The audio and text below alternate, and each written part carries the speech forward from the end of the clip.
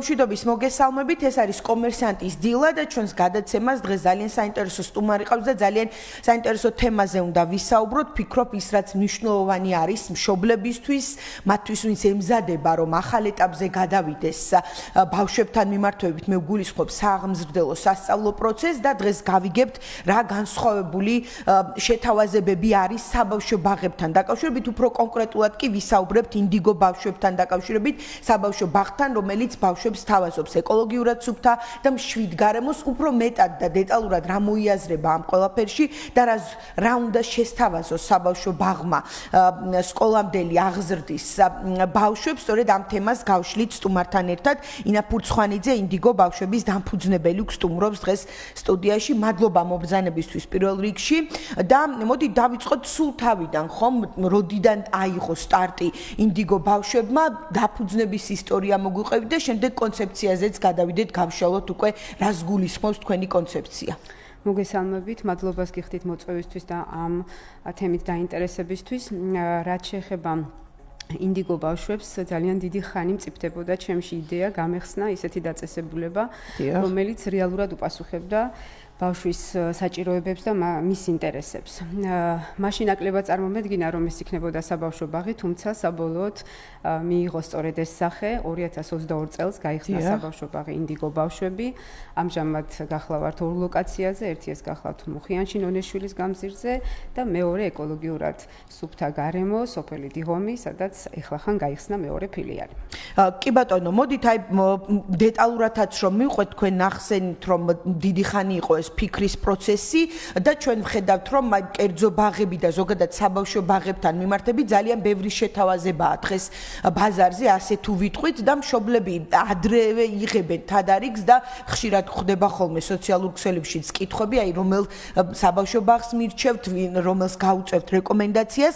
აი თქვენზე რომ მოგვიყვეთ, რა გამოარჩევს, ანუ რა იყო ის მთავარი ბიძგი, რამაც მოგცათ და რამაც წაგიყვანათ აი ამ საბავშვო ბაღის დაფუძნების და ხსნისკენ და დღეს რა არის თქვენი უპირატესობა, თქვენივე შეფასებით, აი რას თავაზობთ ისეთს რის გამოც მშობელმა უნდა თქვენსკენ მიიღოს არჩევანი და არა ვთქვათ იმ ბევრი შეთავაზებისკენ რაც დღეს არის და გვხდება. მოგახსენებთ, ჩვენთვის მნიშვნელოვანია ხარისხზე ორიენტაცია. მე თვითონ გახლავართ ადრეული და სკოლამდელი აღზრდის განათლების ხარისხის ექსპერტი.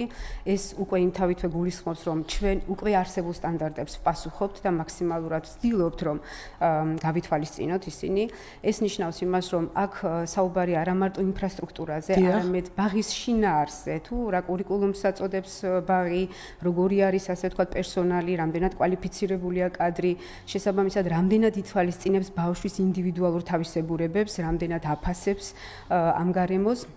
ბავშვის უფლებები ასევე ძალიან მნიშვნელოვანია და მშობლებთან ღიაობა, კომუნიკაცია, გამჭირვალეობა, რაც ასევე არის ჩვენი უპირატესობა, მინდა გითხრათ. ჯანსაღი კონკურენციის, რა თქმა უნდა, მომხრე ვარ, თუმცა არის რაღაც გარკვეული საკითხები, რაც ჩვენ ვთვლით, რომ გამოგვარჩევს სხვა ბაღების. კი ბატონო, მოდი დეტალურადაც გითხარით, როგორ მიმდინარეობს თქვენთან აი ეს პროცესი, სააღმზრდელო პროცესი, აი კვებასთან მიმართებით რა დამოკიდებულება გაქვთ, სამუშაო საათებიც ესეც ძალიან მნიშვნელოვანი არის მშობლებისთვის, როდიდან იწყება, ვთქვათ, როგორ მიმდინარეობს თავად ეს პროცესი სააღმზრდელო, აი რა მიდგომები გაქვთ ამ ნაწილში.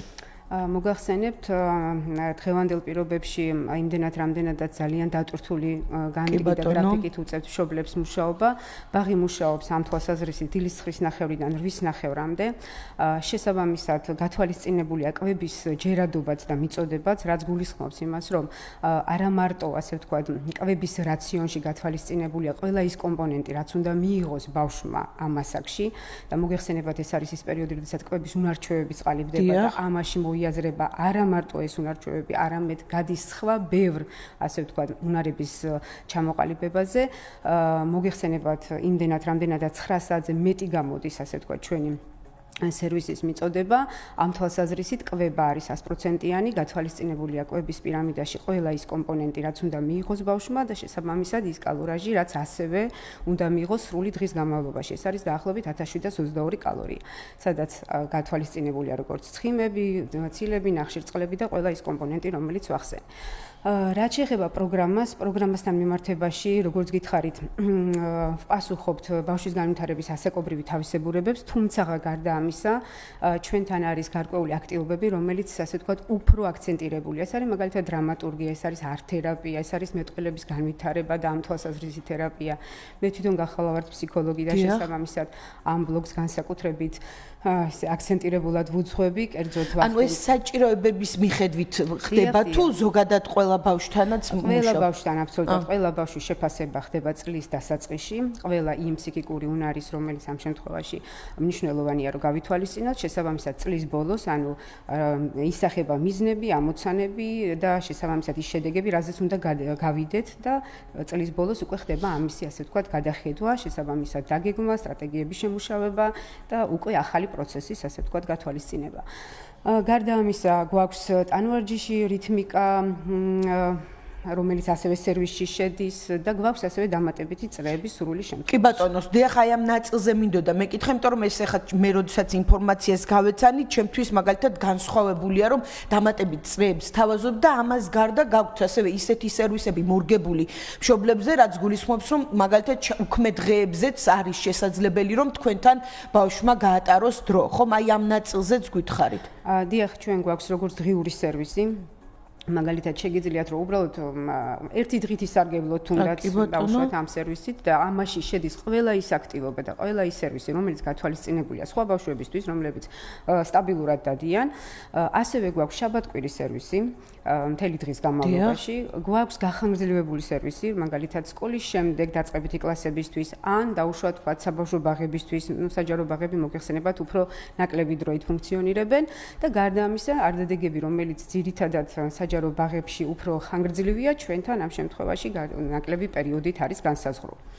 ასე რომ ამ კუთხით მაქსიმალურად მორგებული გვაქვს პირობები, ამავდროულად მთელი ზაფხულის განმავლობაში მუშაობთ და შესაბამისად წრეები გვაქვს ცურვის, მაგალითად ტანვარჯიშის, იგივე ტაეკვანდოს, ჭადრაკის წრე, ბალეტის წრე, ეს რა თქმა უნდა სურვილის ის რაც ბავშვების კი ბატონო განვითარებისთვის, კი ბატონო, ერთ სივრცეში ნაკლები დანახარჯით, ნაკლები ასე ვთქვათ, დროის ფაქტორით, ჩვენ უზრუნველყოფთ ადგილზე ყველაფერს. კი ბატონო, თქვენ ახსენეთ, რომ ფსიქოლოგი ბრძანდები და თქვენთვის ალბათ აი ბევრი ფაქტორი კიდევ უფრო სიღრმისეულად ცნობილია და ჩვენ ახლა ალბათ მშობლები გვისმენენ, ვინც არჩევანის წინაშე დგას, როგორ მიიღოს გადაწყვეტილება. აი თქვენ რას ურჩევდით მათ? მთავარი რა არის, რაზე უნდა გააკეთოს აქცენტი, როდესაც საბავშვო ბაღს არჩევს, იმიტომ რომ აქედან იწყება პროცესი, შემდეგ უკვე სასკოლო პერიოდის, როდესაც აი ეს უკვე კიდევ ახალი ეტაპია და იქ სხვა დამატებითი უნარები სჭირდება, თუმცა მზად უნდა იყოს ხომ ბავშვი იმისთვის რომ აი ამ რაღაც უნარების ათვისება მოახდინოს და ასევე რა უნდა მისცეს თქვენი თავისი мотиваცია რა არის საბავშვო ბაღმა ბავშვს რომელიც აი ახლა ეცნობა იმ სიახლეებს რასაც თქვათ ყოველდღიურობაში ხდება მოგახსენებთ ჩვენ ახლახან სწორედ საბავშვო ბაღების საკონსულტაციო ცენტრთან ერთად იგივე KidsOffice-თან რამოდენიმე ბაღმა, კერძო ბაღმა გამოუშვით გზამკვლევი მშობლებისათვის, სადაც დეტალურად არის აღწერილი თუ რა ეტაპები უნდა გაიაროს მშობელმა, რას უნდა მიაქციოს ყურადღება, თუმცა აქვე ასევე გაგიზიარებთ, მნიშვნელოვანი არის არა მარტო ინფრასტრუქტურა, რომელიც სამწუხაროდ ძალიან ესე თვალში გვეცემა ხოლმე, მნიშვნელოვანია შინაარსი, მნიშვნელოვანია პერსონალი იმიტომ რომ სერიოზული ასე თქვა დეფიციტი გვაქვს ჩვენ კვალიფიციური კადრის ამ კუთხით.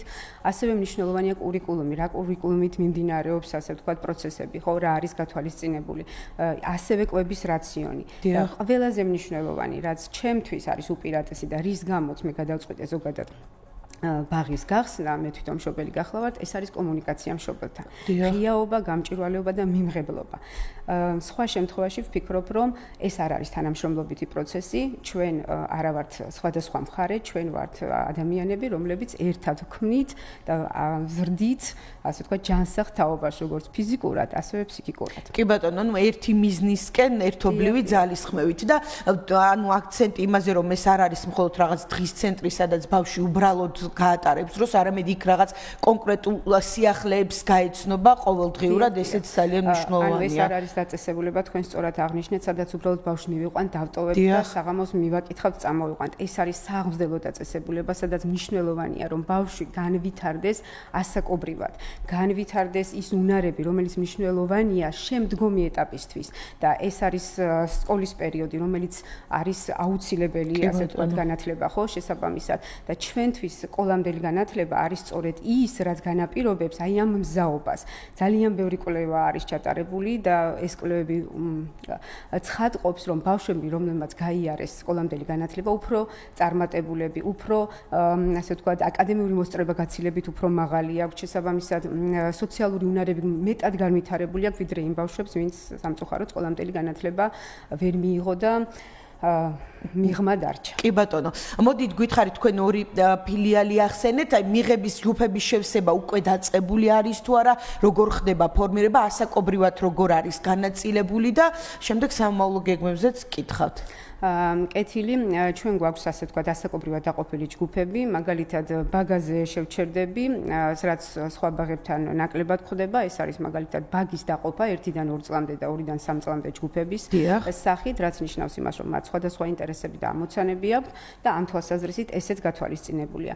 მნიშვნელოვანი არის, რომ ბავშვი დამოუკიდებლად დადიოდეს, სხვა შეზღუდვა და წინაპირობა ჩვენ არა გვაქვს, რაც შეეხება დანარჩენ ასაკობრივ ჯგუფებს, გვაქვს როგორც სკოლამდელი, ასე ვთქვათ, სასკოლო მზაობის პროგრამა, ვახორციელებთ ამას, ასევე გვაქვს ყველას, ასე ვთქვათ, ასაკობრივი ჯგუფი.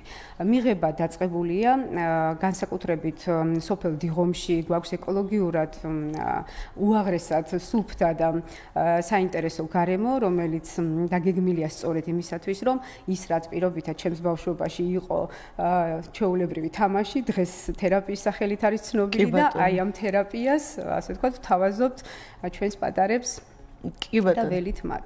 ანუ ლოკაციებით შესაბამისად აი იგივე სოფელი დიღმის ტერიტორია სწორედ აი ამ მოტივით იქნა შერჩეული ალბათ, ხო? რომ გვაქვს ძალიან დიდი სივრცე გამწვანებული, როგორც ხელოვნური, ასევე ბუნებრივი საფარით და იმის საშუალება, რომ მაქსიმალურად გავატაროთ ეს პერიოდი თამაშის. მოგეხსენებათ, რომ ამ პერიოდში წამყვანი ქცევა ბავშვის არის თამაში და უნდა ვითამაშოთ იმისათვის, რომ ვისწავლოთ. კი ბატონო და სამომავლო გეგმებზეც კითხავთ, არ ვიცი გაფართოებასთან დაკავშირებით ან რაიმე ტიპის თქვათ სიახლეებს თუ გეგმავთ უახლოეს პერიოდის განმავლობაში. უახლოეს პერიოდში გეგმავთ, როგორც ახსენე, კიცოფისთან ერთად რამოდენიმე მგზავრკვლევის გამოცემას. გარდა ამისა, როგორც ბაღი გეგმავთ სკოლის ფორმატში დაწყებითი საფეხურის შეთავაზებას ჩვენი მშობლებისათვის, რომ ეს ხაზი არ დაიკარგოს, რასაც ჩვენ ვავითარებთ. ანუ შესაძლოა უკვე სკოლის მზაობის გარდა იყოს უკვე თავად სკოლის ფორმირება მოხდეს თქვენს ბაზაზე. ესეც ძალიან მნიშვნელოვანი სიახლეა და ახალი ეტაპია. წარმატებებს გისურვებთ და იმედი მაქვს, რომ სწორ არჩევანს გააკეთებენ მშობლები, იმიტომ რომ ნამდვილად უმნიშვნელოვანესი გადაწყვეტილებაა საბავშვო ბაღის შერჩევა და შემდეგ უკვე სკოლის იმისათვის, რომ ბავშვებს სწორი და ჯანსაღი მენტალობა ჰქონდეთ შემდგომ იმ გამოწვევებისთვის, რაც არის სამწუხაროდ და ხშირად საბედნიეროთაც ამ ცხოვრებაში. მადლობა იმისათვის, რომ ჩვენთან ერთად იყავით. ინა ფურცხვანიძე ინდიგო ბავშვების დამფუძნებელი იყო ჩვენი დღევანდელი სტუმარი და ჩვენ ვისაუბრეთ საბავშვო ბაღ ინდიგო ბავშვებზე, მის კონცეფციაზე, შინაარსზე და ვფიქრობ, რომ მშობლებს, ვინც გვისმენდნენ, არჩევანის გაკეთება ახლა უფრო გაუმარტივდებათ თუ სად უნდა, ასე ვთქვათ, გააგრძელონ პატარებმა სწავლის პროცესი.